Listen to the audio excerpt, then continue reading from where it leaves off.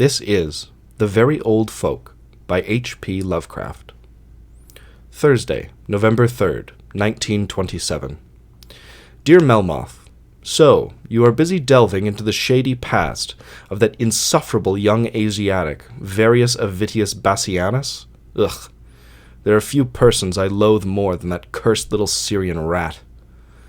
I myself have been carried back to Roman times by my recent perusal of James Rhodes' Aeneid, a translation never before read by me, and more faithful to P. Morrow than any other versified version I have ever seen, including that of my late uncle, Dr. Clarke, which did not attain publication.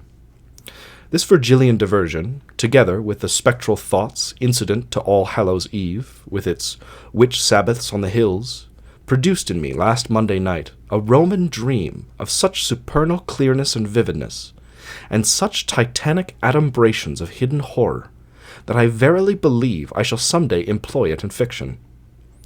Roman dreams were no uncommon feature of my youth. I used to follow the divine Julius all over Gallia as a tribunus militum some nights, but I had so long ceased to experience them that the present one impressed me with extraordinary force. It was a flaming sunset, or late afternoon, in the tiny provincial town of Pompello, at the foot of the Pyrenees in Hispania Citerior. The year must have been in the late Republic, for the province was still ruled by a senatorial proconsul instead of a praetorian legate of Augustus, and the day was the first before the calends of November. The hills rose scarlet and gold to the north of the little town, and the westering sun shone ruddily and mystically on the crude new stone and plaster buildings of the dusty forum, and the wooden walls of the circus some distance to the east.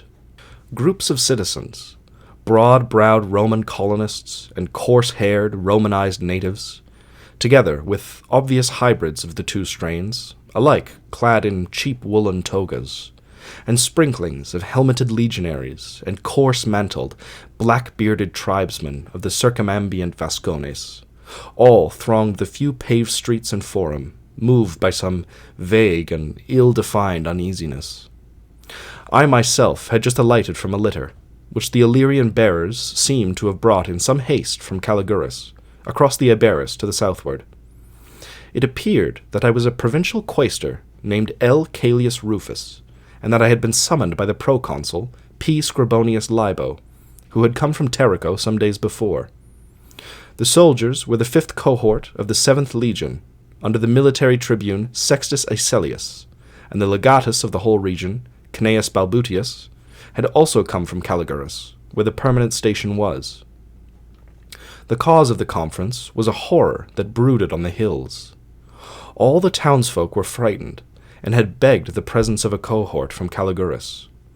It was the terrible season of the autumn, and the wild people in the mountains were preparing for the frightful ceremonies which only rumor told of in the towns. They were the very old folk who dwelt higher up in the hills and spoke a choppy language which the Vascones could not understand. One seldom saw them, but a few times a year they sent down little, yellow, squint-eyed messengers, who looked like Scythians, to trade with the merchants by means of gestures. And every spring and autumn they held the infamous rites on the peaks, their howlings and altar fires throwing terror into the villages. Always the same, the night before the calends of Maius, and the night before the calends of November. Townsfolk would disappear just before these nights, and would never be heard of again.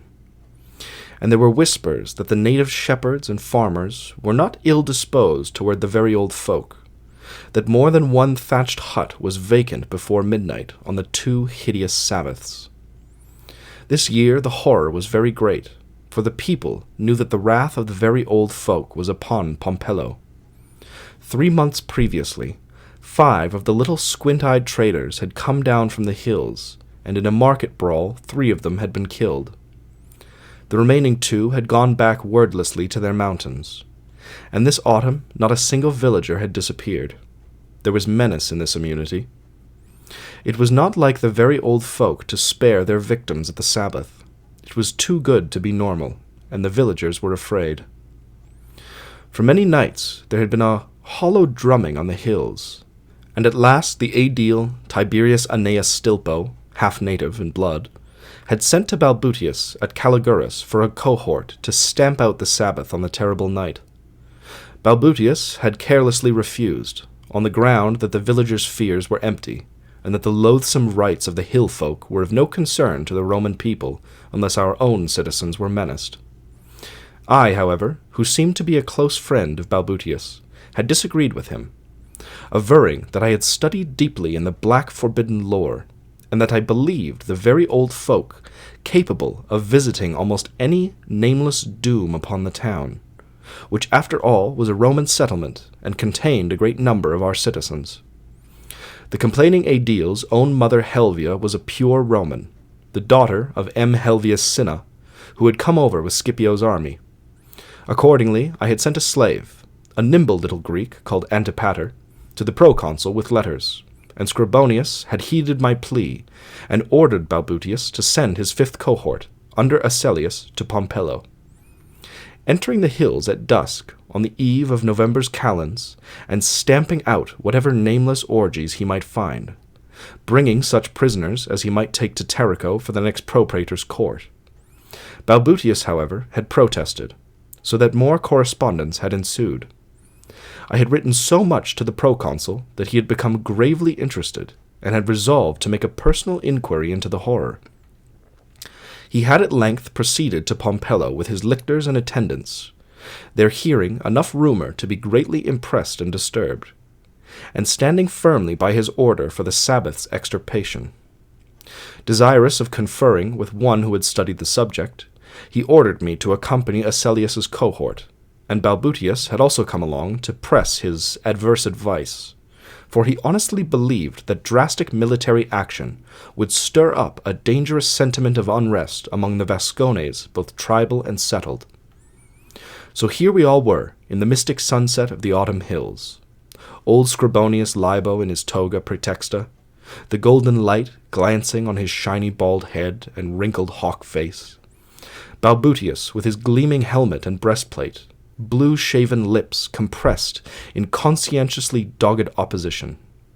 Young Asellius with his polished greaves and superior sneer, and the curious throng of townsfolk, legionaries, tribesmen, peasants, lictors, slaves, and attendants. I myself seemed to wear a common toga and to have no especially distinguishing characteristic. And everywhere horror brooded. The town and country folk scarcely dared speak aloud, and the men of Libo's entourage, who had been there nearly a week, seemed to have caught something of the nameless dread. Old Scribonius himself looked very grave, and the sharp voices of us later comers seemed to hold something of curious inappropriateness, as in a place of death or the temple of some mystic god. We entered the praetorium and held grave converse. Balbutius pressed his objections, and was sustained by Asellius, who appeared to hold all the natives in extreme contempt, while at the same time deeming it inadvisable to excite them. Both soldiers maintained that we could better afford to antagonize the minority of colonists and civilized natives by inaction than to antagonize a probable majority of tribesmen and cottagers by stamping out the dreaded rites. I, on the other hand, renewed my demand for action, and offered to accompany the cohort on any expedition it might undertake. I pointed out that the barbarous Vascones were at best turbulent and uncertain, so that skirmishes with them were inevitable sooner or later, whichever course we might take, and that they had not in the past proved dangerous adversaries to our legions, and that it would ill become the representatives of the Roman people to suffer barbarians to interfere with a course which the justice and prestige of the Republic demanded. That, on the other hand, the successful administration of a province depended primarily upon the safety and goodwill of the civilized element, in whose hands the local machinery of commerce and prosperity reposed, and in whose veins a large mixture of our own Italian blood coursed. These, though in numbers they might form a minority, were the stable element whose constancy might be relied on, and whose cooperation would be most firmly bind the province to the imperium of the Senate and the Roman people. It was at once a duty and an advantage to afford them the protection due to Roman citizens even, and here I shot a sarcastic look at Balbutius and Asellius, at the expense of a little trouble and activity, and of a slight interruption of the draught-playing and cock-fighting in the camp at Calligurus. That the danger to the town and inhabitants of Pompello was a real one, I could not from my studies doubt. I had read many scrolls out of Syria and Aegyptus, and the cryptic towns of Etruria, and had talked at length with the bloodthirsty priest of Diana Aracina in his temple in the woods, bordering Lacus Nemorensis. There were shocking dooms that might be called out of the hills on the Sabbaths, dooms which ought not to exist within the territories of the Roman people, and to permit orgies of the kind known to prevail at the Sabbaths would be but little in consonance with the customs of those whose forefathers, A. Postumius being consul, had executed so many Roman citizens for the practice of the Bacchanalia, a matter kept ever in memory by the Senatus Consultum de Bacchanalibus, graven upon bronze and set open to every eye. Checked in time before the progress of the rites might evoke anything with which the iron of a Roman pilum might not be able to deal, the Sabbath would not be too much for the powers of a single cohort. Only participants need be apprehended, and the sparing of a great number of mere spectators would considerably lessen the resentment which any of the sympathizing country folk might feel.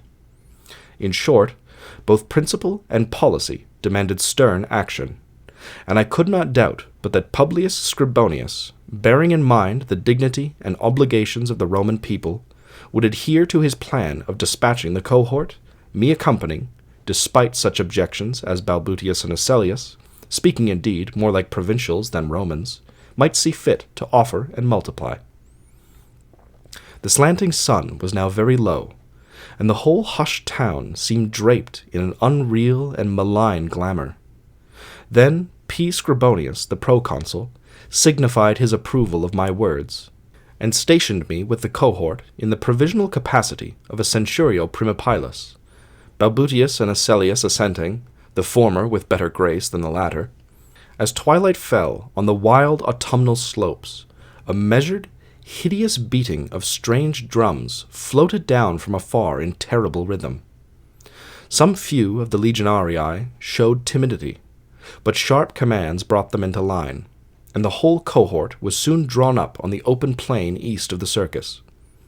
Libo himself, as well as Balbutius, insisted on accompanying the cohort, but great difficulty was suffered in getting a native guide to point out the paths up the mountain. Finally, a young man named Vericelius, the son of pure Roman parents, agreed to take us at least past the foothills. We began to march in the new dusk, with the thin silver sickle of a young moon trembling over all the woods on our left. That which disquieted us the most was the fact that the Sabbath was to be held at all. Reports of the coming cohort must have reached the hills, and even the lack of a final decision could not make the rumor less alarming. Yet there were the sinister drums as of yore, as if the celebrants had some peculiar reason to be indifferent whether or not the forces of the Roman people marched against them. The sound grew louder as we entered a rising gap in the hills, steep wooded banks enclosing us narrowly on either side, and displaying curiously fantastic tree trunks in the light of our bobbing torches. All were afoot save Libo, Balbutius, Asellius, 2 or 3 of the centurions, and myself, and at length the way became so steep and narrow that those who had horses were forced to leave them, a squad of 10 men being left to guard them, though robber bands were not likely to be abroad on such a night of terror. Once in a while it seemed as though we detected a skulking form in the woods nearby, and after a half-hour's climb, the steepness and narrowness of the way made the advance of so great a body of men, over 300 all told, exceedingly cumbrous and difficult. Then, with utter and horrifying suddenness, we heard a frightful sound from below. It was the tethered horses. They had screamed, not neighed, but screamed. And there was no light down there, nor the sound of any human thing, to show why they had done so.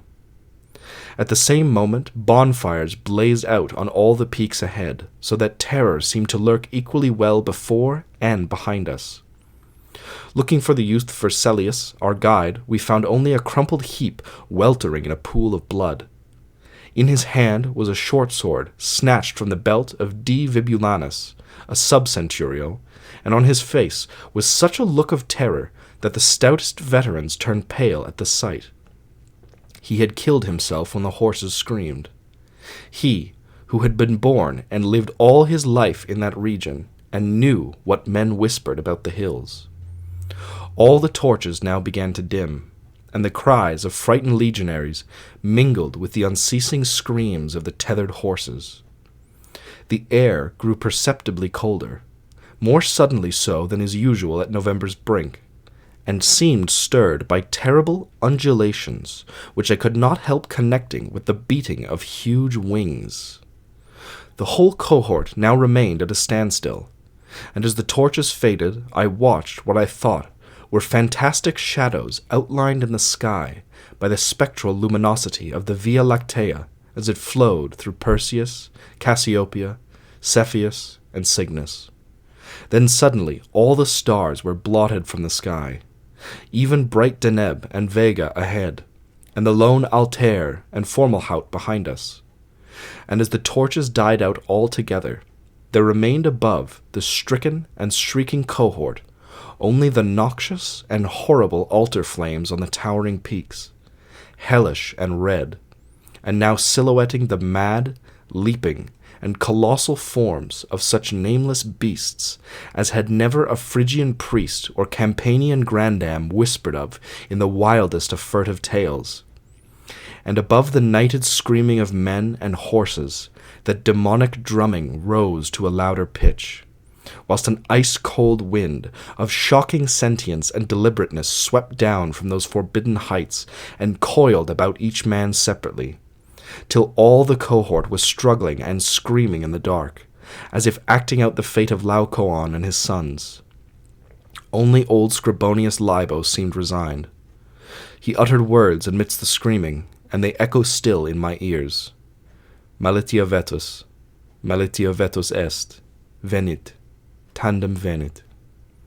And then I waked. It was the most vivid dream in years, drawing upon wells of the subconscious long untouched and forgotten. Of the fate of that cohort no record exists, but the town at least was saved, for encyclopedias tell of the survival of Pompello to this day, under the modern Spanish name of Pompelona. Yours, for Gothic supremacy, C. Julius Verus Maximinus.